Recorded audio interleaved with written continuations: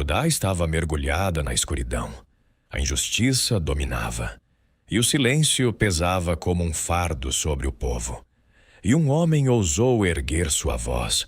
Abacuque, o profeta que não teve medo de perguntar: Até quando, Senhor? Ele via corrupção, opressão, violência e clamava por justiça em meio ao caos. Mas a resposta divina não trouxe alívio, trouxe temor. Deus levantaria os caldeus, um povo cruel e impiedoso. E como uma tempestade, os inimigos avançariam, trazendo destruição e terror sobre a terra.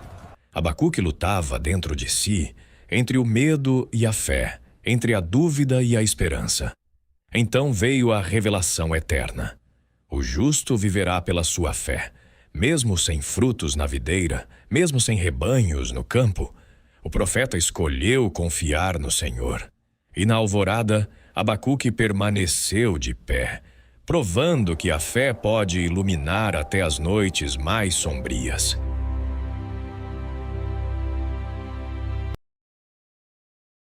O ar de Jerusalém, carregado de incenso e hipocrisia, era a moldura perfeita para a angústia de um homem.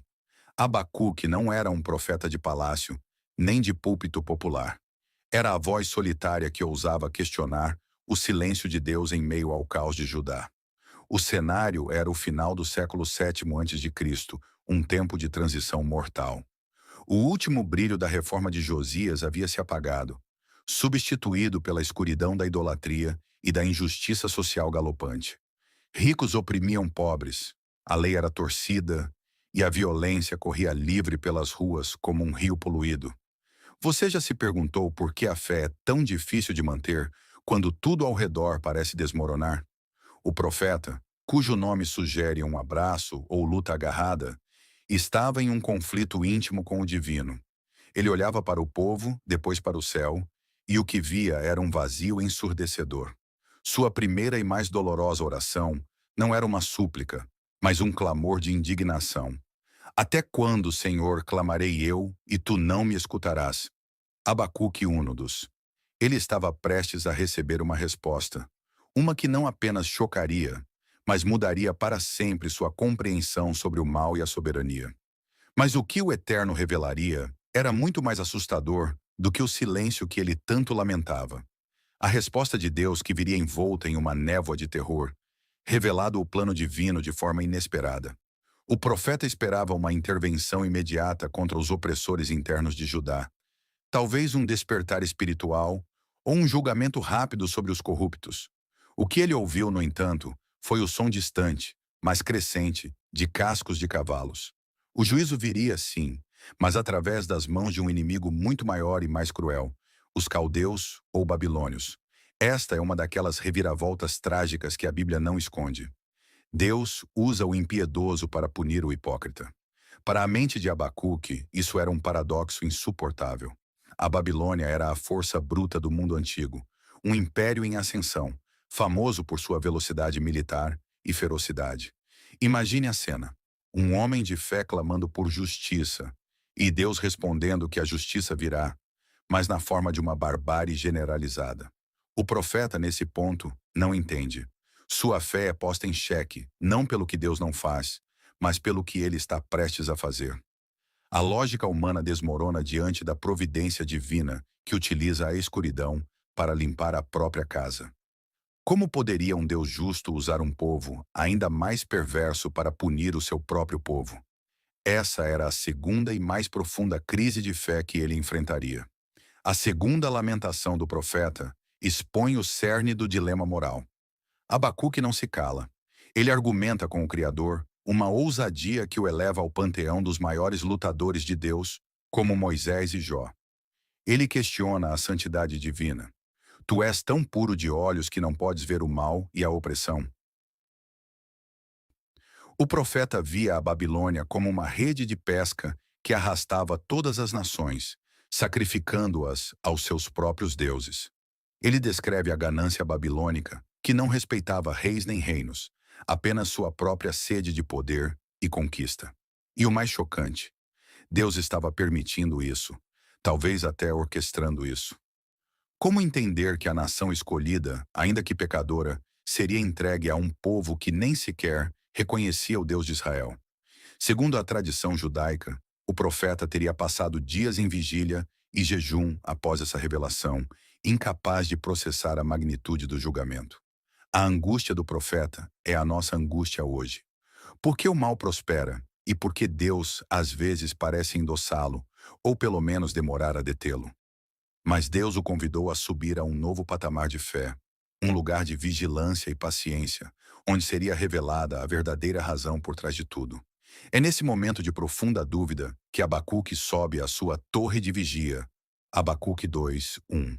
Esta não é apenas uma estrutura física, mas um estado de espírito, a determinação de esperar e ver. Ele se posiciona para receber uma nova visão, mostrando uma coragem e persistência que servem de modelo.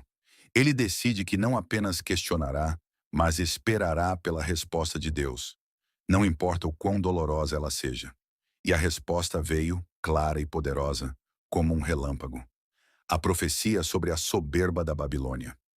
Deus garante ao profeta que, embora o julgamento de Judá seja real e iminente, o Império Babilônico também terá o seu trágico fim. A Babilônia era um gigante, mas sua arrogância e idolatria já assinavam sua sentença. A visão é tão importante que Deus ordena. Escreve a visão e torna-a bem legível sobre tábuas, para que a possa ler quem passa correndo. Abacuque 2:2. A mensagem deveria ser indelével, gravada para a história. E no centro dessa revelação estava uma frase de 4 palavras que se tornaria o alicerce da fé de milhões, como nunca viu. O cerne da resposta divina e o ponto de inflexão de todo o livro é a declaração que ecoaria por toda a história da teologia. O justo viverá pela sua fé. Abacuque 2:4.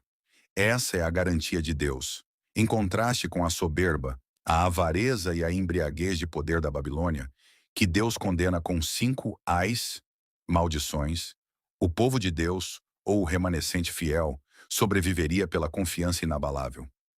Não pela força militar, não pela riqueza, mas pela fidelidade. A Babilônia se engrandeceria e cairia.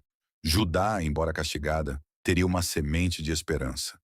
Essa pequena frase, resgatada e amplificada pelo apóstolo Paulo séculos depois, se tornou a bandeira da reforma protestante. A fé aqui é mais do que crença. É a persistência em confiar no caráter de Deus, mesmo quando as circunstâncias, como a iminente invasão babilônica, gritam o contrário. É o antídoto divino contra o desespero e a hipocrisia. Mas antes de chegar à glória dessa fé, o profeta precisava entender a extensão do juízo que se abateria sobre o opressor, revelando a verdadeira razão do terror babilônico. Os ais contra a Babilônia formam a espinha dorsal do capítulo 2. Eles são um testemunho profético contra a maldade humana universal. O primeiro ai é contra a ganância e a exploração, 2:6-8. A acumulação de riquezas à custa da desgraça alheia. O segundo, contra a segurança obtida pela injustiça, o ato de construir uma vida de luxo sobre a violência, 2:9-11. O terceiro ai é um aviso contra a sede de sangue, construir cidades com sangue e iniquidade, 2:12-14. Uma condenação direta ao imperialismo cruel. O quarto mira a degradação moral, o ato de envergonhar o próximo e expor sua nudez, 2:15-17. Uma metáfora para a da exploração desumana. E o quinto e último, ai, condena a tolice da idolatria, 2:18-20. A criação de deuses mudos e mortos em contraste com o Deus vivo. Esses ais nos mostram que a justiça divina é sistêmica. Ela não pune apenas Judá, mas todo o poder que se arroga ao lugar de Deus. O profeta viu o futuro do império mais poderoso da terra, e o que viu foi a sua condenação. Mas ele também percebeu o mistério por trás do julgamento de Judá. A grande revelação para Abacuque é a de que Deus opera em ciclos de justiça. A Babilônia era, sim, a vara da ira divina contra Judá, mas a vara em si também seria quebrada. O profeta entendeu que o sofrimento do seu povo não era um abandono, mas uma purificação para preservar o remanescente. Textos apócrifos sugerem que Abacuque via a Babilônia como uma besta faminta, e que ele clamava pela intervenção angélica para selar sua boca. Mas a visão se cumpriu de outra forma. Deus usaria a Medo-Pérsia, uma força que parecia insignificante no auge babilônico, como o instrumento de seu juízo posterior. Isso reforça uma lição prática para os dias atuais. Não importa o quão forte o mal pareça ser, ou quão injusta a situação se apresente, há um tempo determinado para o seu fim. Essa compreensão move o profeta da lamentação para a adoração, da dúvida para a certeza. Ele vê, além do horizonte da invasão, o resgate final. O impacto dessa revelação o levou a uma profunda experiência de louvor, um salto de fé que ele registraria em um dos poemas mais poderosos de toda a Escritura. O capítulo 3 do livro de Abacuque não é mais uma lamentação ou um debate.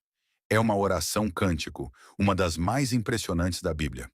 É um hino épico que narra a majestade e o poder de Deus, revisitando seus feitos históricos. Abacuque pede a Deus que reviva a tua obra no meio dos anos. Abacuque 3:2, pedindo um novo milagre. Ele descreve o Deus que surge do sul, do Temã e do Monte Parã, com glória cobrindo os céus e a terra cheia do seu louvor. 3:3-4. As referências são vívidas, cinematográficas. Pestilência e calor ardente. 3-5. Montanhas que se despedaçam, rios que se secam, o mar que treme. 3-6-15. Ele está evocando o poder do Êxodo e do Monte Sinai, lembrando-se de que o Deus que julga é o mesmo que salva e luta pelo seu povo. Ele usa adjetivos vívidos. A lança de Deus brilha, a terra treme como nunca. Ao meditar sobre esse poder, uma verdade terrível, mas libertadora, inunda o seu espírito, preparando-o para o que seria o trágico fim da prosperidade material. A meditação sobre a onipotência divina prepara o profeta para aceitar o iminente sofrimento. Ele reconhece a total destruição que virá com a Babilônia. Ele descreve o terror sentido em seu íntimo. Eu ouvi, e o meu ventre estremeceu, a voz tremeram os meus lábios, entrou a podridão nos meus ossos. Abacuque 3:16.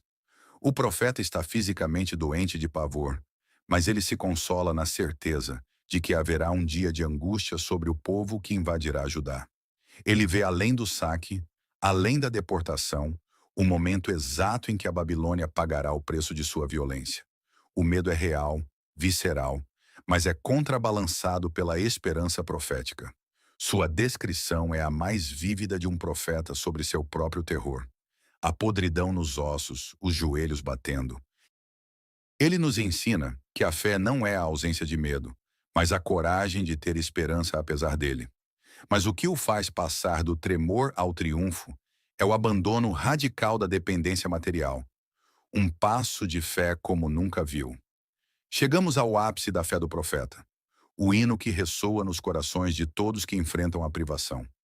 Abacuque, já tendo aceitado o julgamento da invasão e a subsequente destruição, faz a declaração mais radical de confiança. Ele decide alegrar-se no Senhor, mesmo que tudo falhe. Abacuque 3:17-18. Ele imagina o cenário mais desolador: a figueira que não floresce, a videira sem fruto, o azeite faltando, os campos estéreis, os currais vazios. É o trágico fim de toda a prosperidade material de Judá. Contudo, é nesse vazio que ele encontra a plenitude em Deus. Todavia, eu me alegrarei no Senhor, exultarei no Deus da minha salvação. Essa é a verdadeira razão da esperança em meio ao colapso. A alegria não está nas bênçãos, mas no abençoador. É a demonstração prática do justo viverá pela sua fé. Uma fé que subsiste para além de qualquer circunstância tangível. E para finalizar essa jornada, o profeta recebe a força necessária para caminhar nesse vale, revelando o mistério da força interior. O encerramento do livro é um testemunho de capacitação. Após o terror, o debate e a declaração de fé, Abacuque recebe a promessa de força para o caminho. O Senhor Deus é a minha força, e fará os meus pés como os das servas, e me fará andar sobre as minhas alturas. Abacuque 3:19. Os pés da serva são ágeis, capazes de escalar terrenos íngremes e fugir de predadores. Essa é a metáfora para a resiliência espiritual. Mesmo no exílio, mesmo na destruição, Deus daria a capacidade de se manter em um patamar elevado, acima da desesperança. Segundo a tradição, Abacuque foi um dos profetas que permaneceu em Judá durante o início do exílio, consolando os remanescentes. Essa promessa não é sobre evitar a dor, mas sobre ter a capacidade de superá-la. A altura aqui é a perspectiva divina, a visão que ele recebeu na torre de vigia, permitindo-lhe ver o juízo, mas também a salvação. Mas o que aconteceu com ele após a invasão de Nabucodonosor? A resposta está em textos esquecidos, o mistério que a história secular não conta. O trágico fim de Judá veio com a invasão de Nabucodonosor, e o profeta Abacuque desaparece das escrituras canônicas após sua oração cântico. Contudo, textos apócrifos e a tradição judaica preenchem essa lacuna, revelando uma vida de serviço discreto e milagroso. Segundo o apócrifo Bel e o Dragão, Abacuque teria sido um profeta ativo durante o tempo do exílio babilônico. Há um relato extraordinário. Abacuque estava preparando uma refeição para seus ceifeiros em Judá, quando um anjo o agarrou pelos cabelos e o transportou instantaneamente para a Babilônia, para levar alimento ao profeta Daniel, que estava na cova dos leões. Depois de alimentar Daniel, ele foi imediatamente trazido de volta a Judá. Você pode imaginar a confusão de seus ceifeiros ao vê-lo desaparecer e reaparecer momentos depois, a quilômetros de distância. Este ato de fé e obediência, como nunca viu, demonstra que sua fé não era apenas teórica, mas prática e sobrenatural. Mas há mais sobre seu legado menos conhecido. A verdadeira razão pela qual Abacuque manteve a fé no exílio é que ele já havia visto o juízo de Deus sobre a Babilônia. Ele sabia que o império de Nabucodonosor era um gigante com pés de barro. A história registra que por volta de 539 a.C., Ciro, o persa, conquistou a Babilônia, cumprindo literalmente as profecias dos ais. O profeta Abacuque não viveu para ver o retorno de todos os exilados, mas sua visão garantiu que a semente da esperança permanecesse viva. A tradição sugere que ele foi sepultado em sua terra natal, e seu túmulo é venerado em várias regiões, incluindo Irã e Israel, dependendo da tradição. Sua vida foi a própria definição de sua mensagem. Ele viveu pela fé, questionou o céu, mas se curvou à soberania, oferecendo um farol para todos que enfrentam a crise. Você já permitiu que suas dúvidas o levassem a uma fé mais profunda? Seu legado não é apenas um livro de profecia, mas um manual de como manter a fé no meio da tempestade, uma lição que ecoa ainda hoje em nossos maiores dilemas. A aplicação prática da mensagem de Abacuque nos dias atuais é profunda. Vivemos em um mundo onde a injustiça social e a corrupção parecem ganhar força todos os dias. E a pergunta do profeta, até quando, Senhor? É a nossa pergunta. A Babilônia de hoje não é um império único, mas a metáfora para todo o sistema financeiro, político ou social que oprime o fraco em nome da ganância. Vemos a soberba e a idolatria do poder, exatamente como Abacuque descreveu nos Ais. A sua visão nos ensina que a paciência de Deus não é passividade. Ele está revelado seu plano através da história, usando forças que parecem caóticas para cumprir seus propósitos de longo prazo. A compreensão desse ciclo de justiça é o que nos impede de cair no cinismo ou na desesperança. Mas para enfrentar a Babilônia moderna, precisamos entender o poder do nosso posicionamento, como nunca viu. A torre de vigia, Abacuque 2:1, se torna o símbolo do nosso posicionamento espiritual. Não podemos esperar a resposta de Deus no meio da correria. Precisamos nos deter, subir a um lugar de observação e paciência. Essa é a verdadeira razão da clareza espiritual. Quando o caos se instala, a primeira reação é a ação frenética. Mas o profeta nos ensina a deter o passo. A torre oferece a perspectiva de que o nosso sofrimento não é o fim da história. É um convite a olhar a nossa vida não com os olhos da crise momentânea, mas com os olhos da eternidade. Essa atitude de vigilância é um ato de resistência pacífica contra o desespero. É dizer, com a vida, que o mundo material e suas tribulações não terão a última palavra sobre o nosso destino. Mas a fé de Abacuque só se torna revolucionária quando a comparamos com o trágico fim reservado aos arrogantes, um contraste que nos traz grande conforto. O contraste entre a soberba babilônica e a humildade do justo é a espinha dorsal teológica do livro. A Babilônia confiava em seus exércitos, em seus deuses de ouro e prata, e em sua capacidade de subjugar nações. O justo, por outro lado, confiava em uma promessa, em algo invisível. O ai contra a soberba 2:5 é uma advertência atemporal. Quantas nações, quantas empresas, quantos indivíduos caíram por causa da arrogância que precede a ruína? O mistério de Deus é que ele humilha o orgulhoso e exalta o humilde. Essa é a lei moral que rege o universo. E Abacuque foi um dos primeiros a articulá-la de forma tão clara e poética. O julgamento não é apenas punição, mas a restauração da ordem moral. Mas o que a frase "o justo viverá pela sua fé" significa para o nosso cotidiano de ansiedade? A resposta: revelado a chave para a paz interior. A fé para Abacuque era a persistência da esperança. Não era uma emoção passageira, mas um modo de vida, uma decisão constante de andar em justiça, mesmo quando o resultado parecia incerto.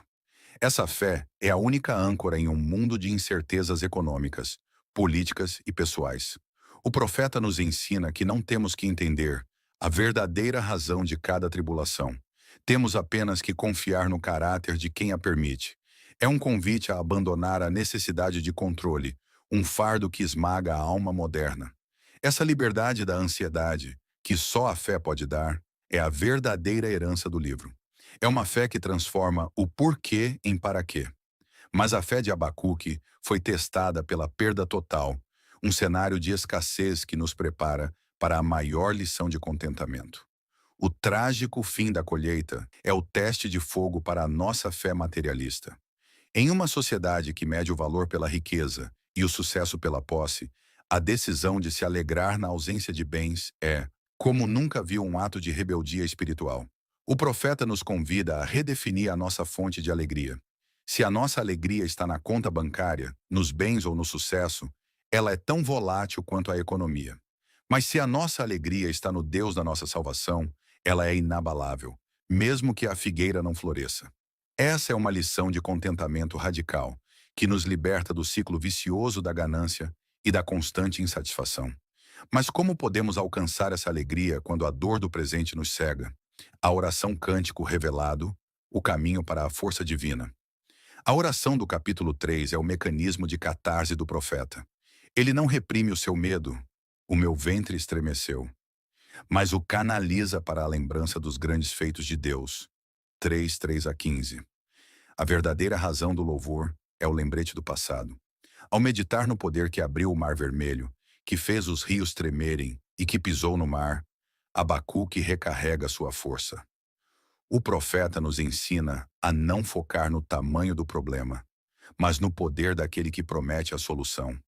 A nossa oração não deve ser apenas um pedido, mas uma jornada de volta à fidelidade de Deus. Essa prática de meditar nas Escrituras e nos testemunhos é a nossa torre de vigia para reavivar a obra de Deus em nossos dias.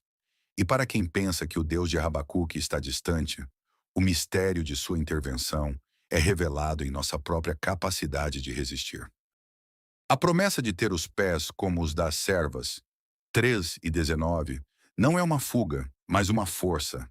É a certeza de que Deus nos dará a agilidade para navegar no terreno traiçoeiro da vida. O profeta não foi transportado para um paraíso, mas capacitado para viver no meio da destruição. Essa é a verdadeira razão da nossa esperança em meio ao caos social. Não vamos nos afundar.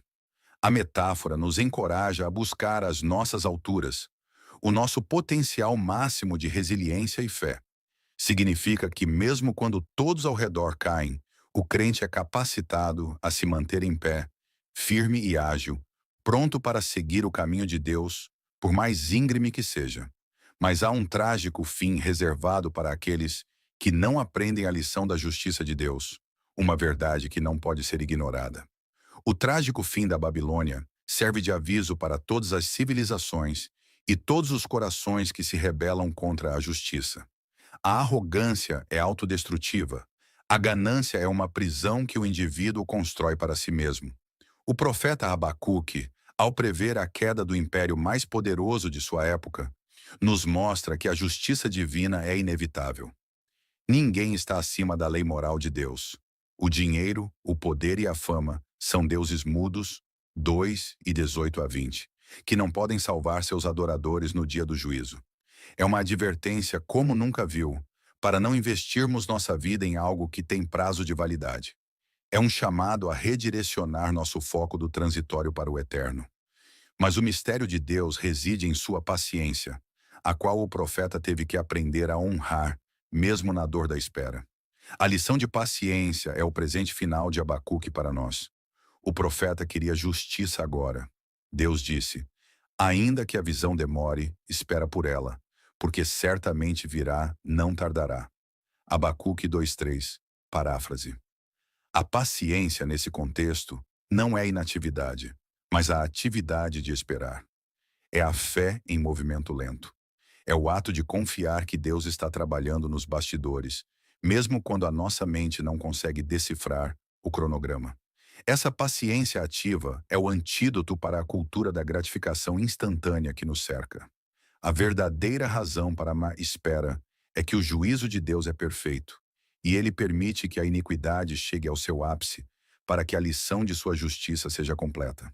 Mas há um ponto de virada na história, um evento revelado no futuro que Abacuque não podia ver, mas para o qual preparou o caminho. A frase, o justo viverá pela sua fé, 2:4, não apenas sustentou o profeta em 600 a.C., mas se tornou a chave para o entendimento do Evangelho. O apóstolo Paulo a cita 3 vezes, Romanos 1:17, Gálatas 3:11, Hebreus 10:38, revelado sua profundidade cristã. Essa fé é a ponte entre a justiça divina e a salvação humana. Ela move o foco da performance, o que fazemos, para a confiança em quem confiamos. Abacuque, o lutador agarrado, sem saber, estava preparando o terreno para a mensagem de que a justificação não vem por obras da lei, mas pelo dom da fé. Sua crise de fé se transformou na fundação de uma nova era. É como nunca viu o poder de uma pequena frase bíblica. Mas a vida de Abacuque nos oferece o resumo de como viver essa fé em nosso próprio exílio particular. A jornada de Abacuque é a jornada do crente moderno.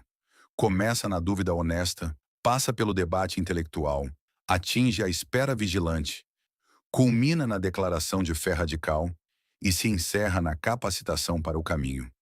É um roteiro emocional completo para a vida de fé. Sua vida é a prova de que a fé não é a ausência de perguntas, mas a presença de confiança na ausência de respostas fáceis. Essa é a verdadeira razão de seu livro ter apenas 3 capítulos, mas a profundidade de toda uma biblioteca teológica. E agora, a pergunta que o profeta nos deixa é a mesma que nos guiará em frente. Onde está a nossa alegria e em que altura estamos nos posicionando hoje? A história de Abacuque não é um conto do passado, é um espelho para a nossa alma. Olhe para a Babilônia em sua própria vida, a opressão, a ansiedade, a injustiça que rouba sua paz. O convite do profeta é claro. Suba à sua torre de vigia, escreva a visão em seu coração e decida hoje que mesmo que tudo falhe, você se alegrará no Senhor. O mistério foi desvendado. O poder não está em controlar o caos, mas em confiar no Deus que o julga. Que sua fé não seja nos bens, mas no abençoador. Que seus pés sejam como os das servas, ágeis e fortes. Que a história de Abacuque o inspire a viver pela fé, não pelas circunstâncias. Este é o caminho do justo.